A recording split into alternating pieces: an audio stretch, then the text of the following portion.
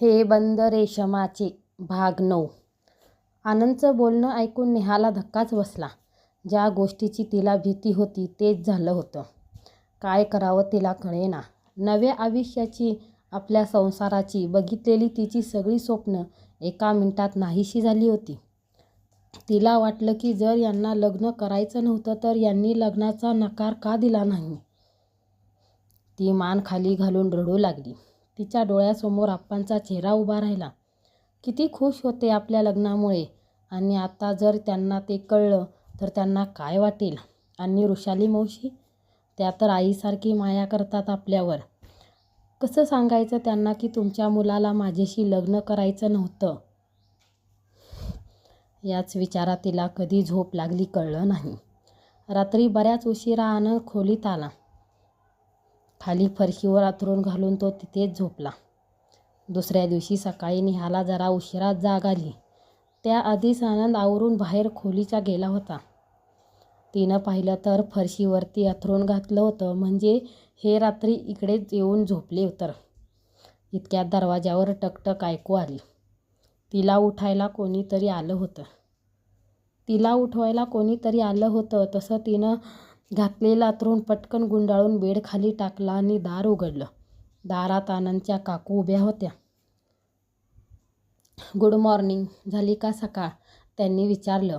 हो झाली. तिनं चेहऱ्यावर हसू आणून म्हटलं. झोप झाली नाही वाटतं नीट.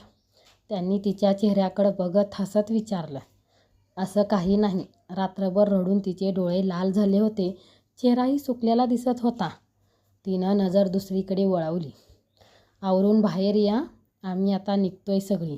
ये लवकर, काकूनी सांगितलं आणि त्या निघून गेल्या.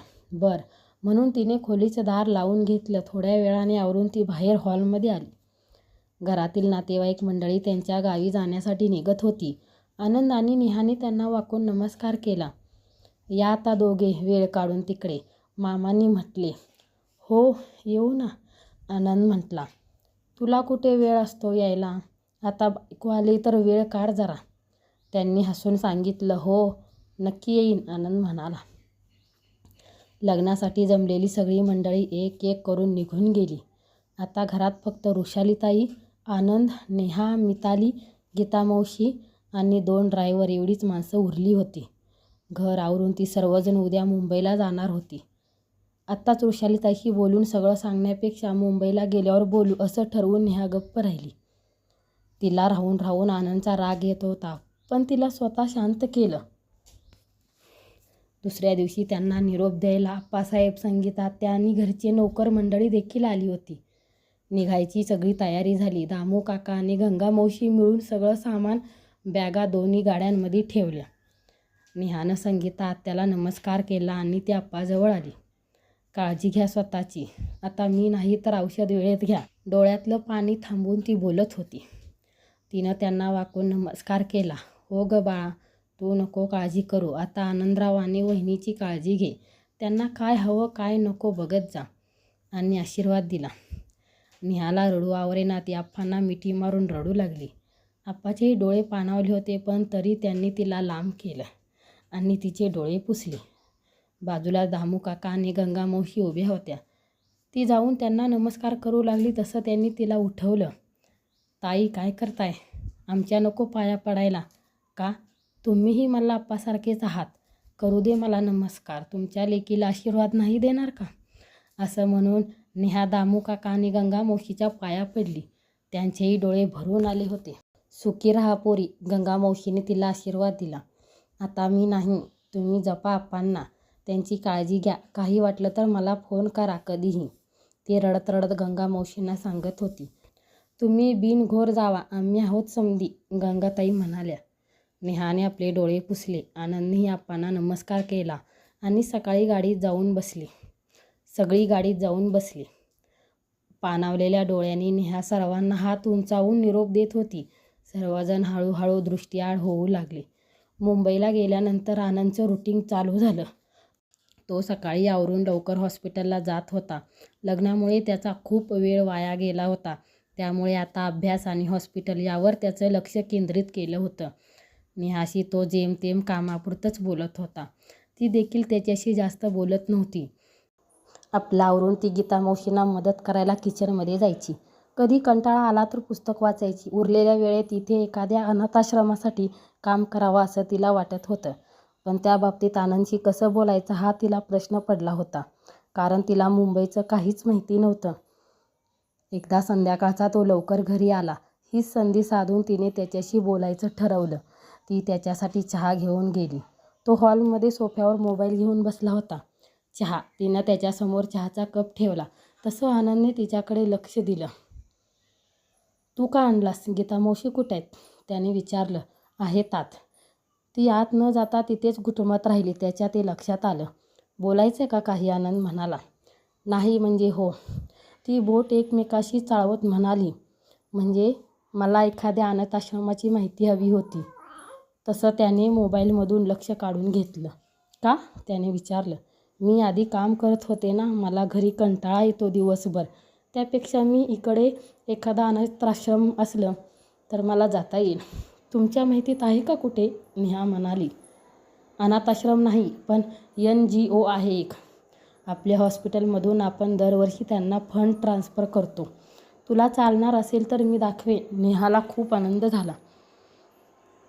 हो चालेल ना, पण कसं जायचं ते सांगाल का मला? इथलं काहीच माहिती नाही. तिने आपली अडचण सांगितली. हो, मी हॉस्पिटलला जाताना तुला सोडत जाईन, आनंद बोलला. नेहाला खूप बरं वाटलं. त्या दोघांमध्ये थोडं का होईना संवादाला तरी सुरुवात झाली होती. आनंदने सांगितल्याप्रमाणे नेहाला तो एका NGOमध्ये घेऊन गेला. घरकुल असं त्या संस्थेचं नाव. तिथे अनेक वृद्ध जोडपी होती. काही अनाथ मुलं होती तर काही नवजात बाळं होती ज्यांना कोणीतरी रस्त्यावर टाकून दिलं होतं. अशी सगळी माणसं तिथं आनंदाने राहत होती. आनंद दरवर्षी स्वतःच्या वाढदिवसाच्या दिवशी त्या संस्थेत यायचा आणि सगळ्यासोबत बर्थडे साजरा करायचा. त्यामुळे तिथे असणारी सगळी मुलं, आजी आजोबा त्यांची वाट पाहत असायचे. नेहाला घेऊन तो संस्थेच्या संचालकाकडे गेला. त्यांचं नाव होतं डॉक्टर गिरीजा परब.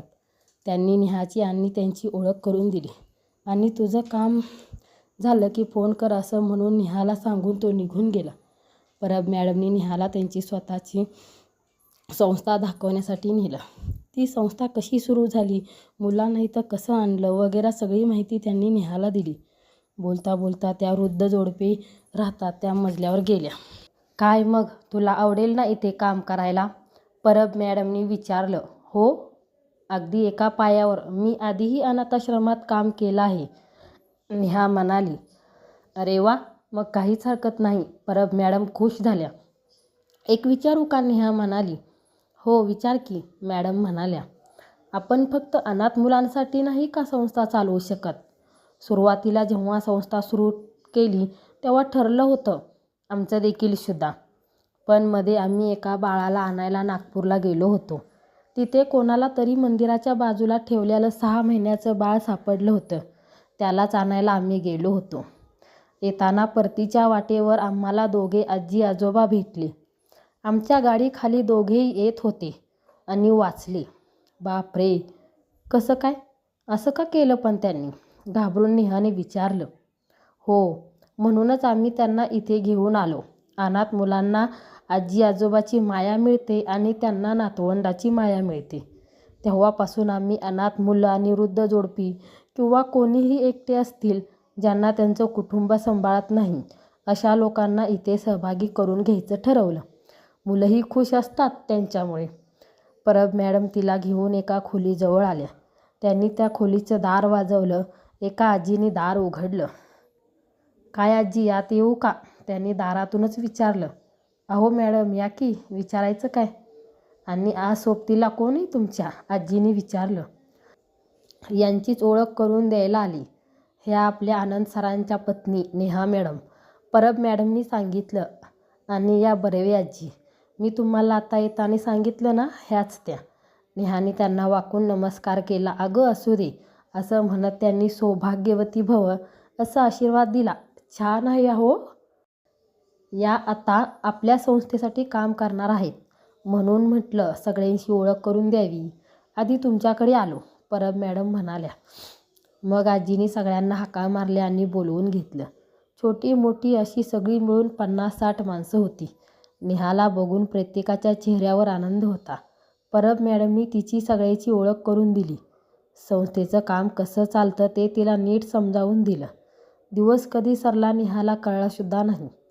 मग संध्याकाळी ती घरी जायला निघाली. आनंदला फोन करून तिने सांगितलं, पण ड्रायव्हरला पाठवण्याऐवजी तो स्वतः तिला न्यायला आला होता.